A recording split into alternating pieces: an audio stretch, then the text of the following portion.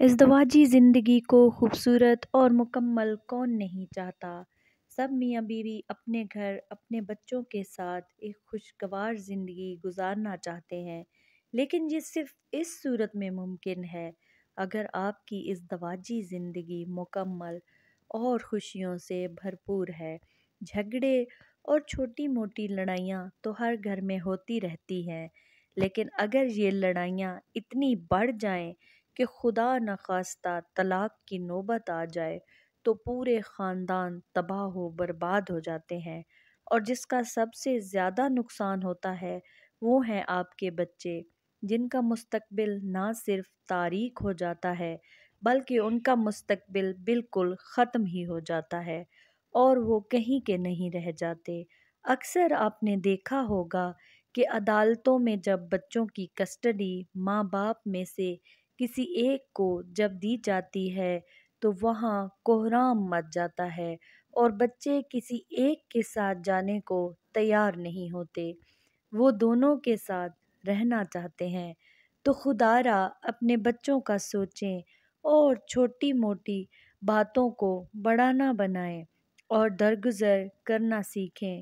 اپنے بچوں کی خاطر انہیں دونوں ماں باپ چاہیے، انہیں وہ پیار چاہیے جس کے وہ حقدار ہیں۔ بس اگر کوئی ایسی بات ہو جائے تو برداشت کریں، اور جب شوہر غصے میں ہو تو بیوی کو چاہیے کہ خاموشی اختیار کرے، اور جب بیوی غصے میں ہو تو شوہر کو چاہیے کہ خاموش رہے یا پھر گھر سے تھوڑی دیر کے لیے باہر چلے جائیں۔ یقین کریں آپ کی یہ تھوڑی دیر کی خاموشی آپ کی اور آپ کے بچوں کی زندگی برباد ہونے سے بچا سکتی ہے، اور اگر کوئی بڑی بات ہو جائے تو ایک دوسرے کو تھوڑا وقت دیں، کیا پتہ دونوں کو اپنی غلطیوں کا احساس ہو جائے اور کچھ عرصے بعد سب معاملات بالکل ٹھیک ہو جائیں۔ بس طلاق یا خلا میں جلدی نہ کریں۔ اکثر لوگوں کو بعد میں پچھتاتے دیکھا ہے۔